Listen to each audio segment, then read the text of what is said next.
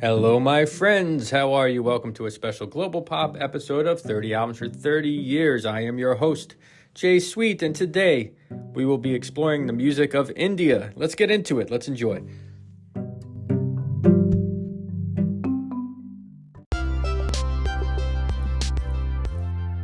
Hello, my friends. How are you? Welcome to a special Global Pop episode of 30 Albums for 30 Years.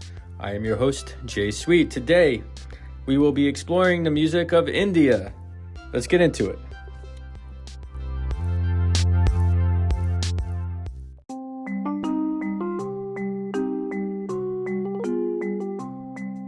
So as I'm sure you can imagine, a fully detailed history of India would be beyond the scope of this podcast. But just know that there were a great many dynasties in India going back to ancient times. So we pick it up in the colonial period.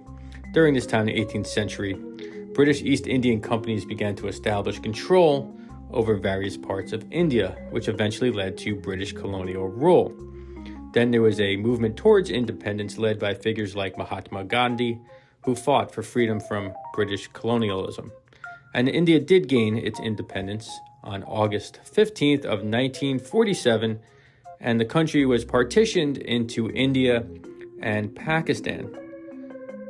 India adopted a democratic constitution in 1950s, establishing a federal republic.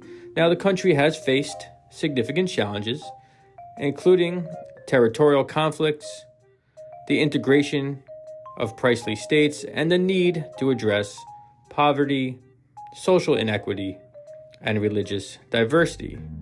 India has experienced rapid economic growth, though, and has emerged as one of the world's largest and most dynamic democracies.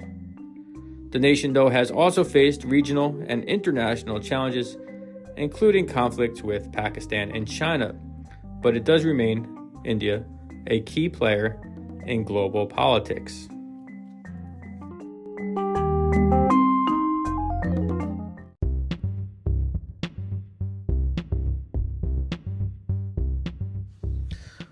One of the most popular musicians to come out of India is Ravi Shankar. Born in 1920, lives till 2012. Shankar was an Indian sitarist and composer of North Indian classical music. He was born in India and spent his childhood working as a dancer, touring India and Europe. At 18, he switched to pursuing music full-time and studied the sitar for 7 years. About 1944, he begins working as a composer and a performer. From 1949 through 1956, he was the musical director for All Indian Radio, a part of the Indian National Broadcasting System. He also began writing music for films. In the 1960s, the early mid-1960s, his music began to inspire bands from England and America like the Byrds, the Rolling Stones, the Animals, Paul Butterfield's blues band, and in particular the Beatles. George Harrison, in fact, befriended Shankar, and he began adding Indian music, learning the sitar, into many Beatles songs.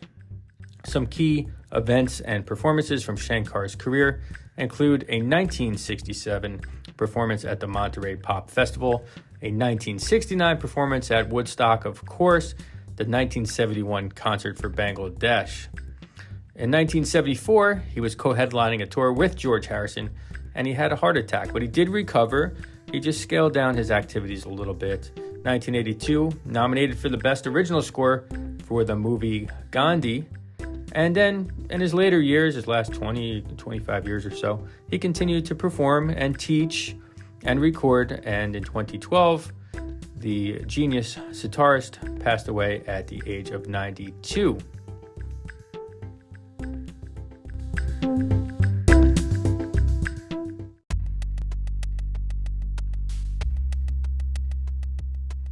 All right, so let's check out some of Shankar's music. There's so much of it, so picking one piece is very difficult. But I picked this piece called Tilak Shaiman from a compilation called The Rough Guide to Ravi Shankar.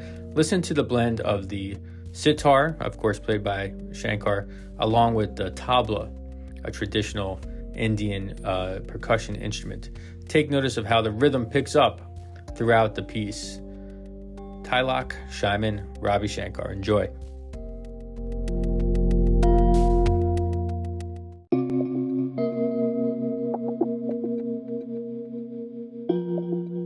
So I mentioned George Harrison from the Beatles' connection to Ravi Shankar, and we can hear it here in this song, Within You, Without You. Within You, Without You is a George Harrison vehicle from my favorite Beatles record, Sgt. Pepper's Lonely Hearts Club Band, released in 1967. George Harrison is on lead vocals on this one, but also playing the sitar, the tambura, and the shwarmandal, all Indian instruments, along with the acoustic guitars. So songs like this one helped to popularize Indian music throughout the world, really. So let's check it out. Within You, Without You.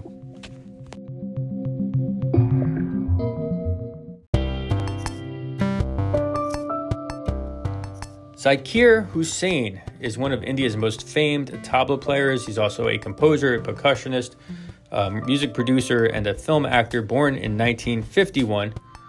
Hussain has worked with a great many musicians to incorporate Indian music into more Western genres. So he's worked with George Harrison, Van Morrison, Earth, Wind and Fire, Mickey Hart of the Grateful Dead. So let's check out one of Hussain's songs. This is from an album called Tabla Beyond, released in 2019, I believe.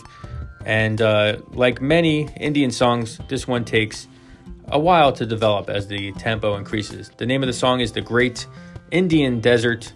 Let's enjoy the tabla playing and the music of Zakir Hussain.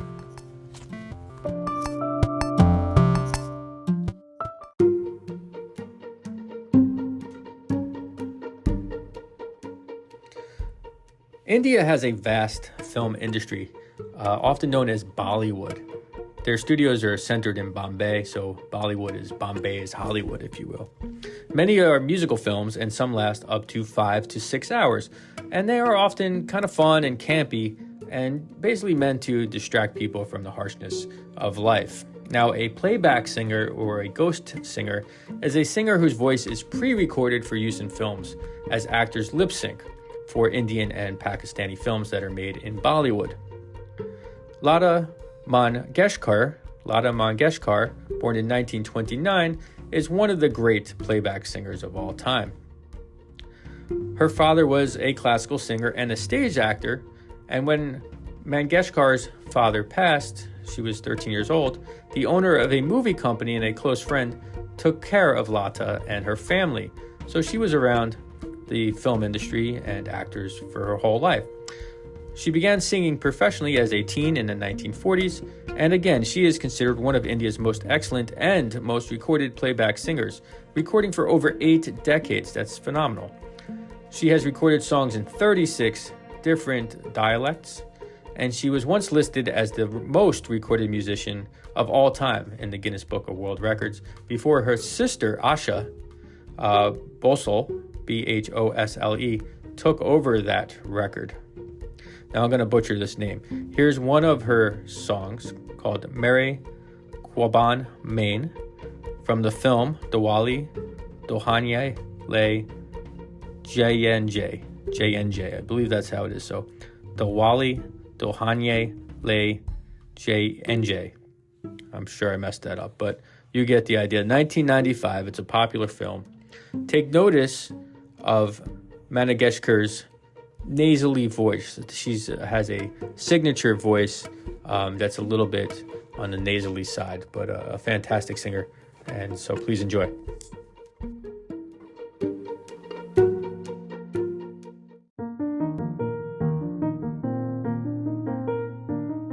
Bhangra music, Bhangra, is a dance music from the northwest region of India called Punjab.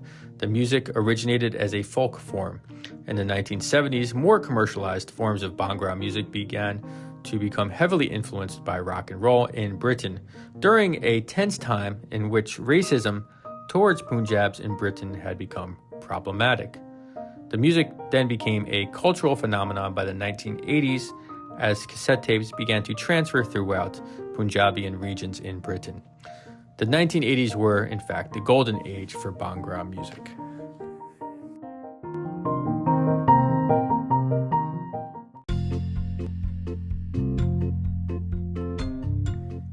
Malkut Singh, born in 1963, is an England-based Punjabian Bhangra singer from Punjab initially, and he is listed by the Guinness Book of World Records as the highest selling Bhangra artist of all time.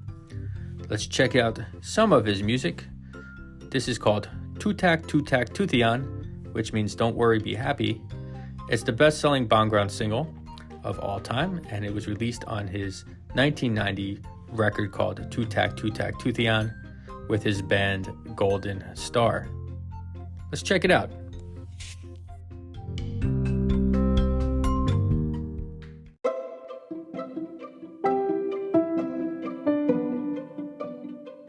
Jazzy B. Jazzy B was born in Punjab, India in 1975, and his family moved to Canada when he was only 5. Jazzy B is one of the most successful modern Bhangra singers, and he has also had success as an actor. This is a fun one. It's one of his most enjoyed songs. It's called This Party's Getting Hot. I mean, how could it not be fun with a title like that? And it could be best characterized as hip-hop Bhangra. Let's enjoy.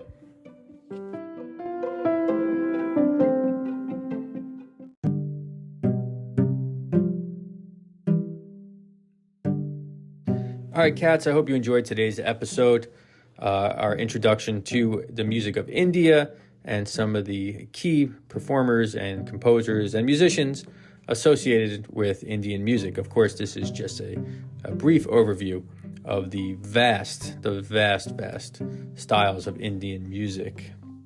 But I hope you enjoyed today's show, and I hope you keep listening. So together, let's keep this music alive. Have a wonderful day. Peace.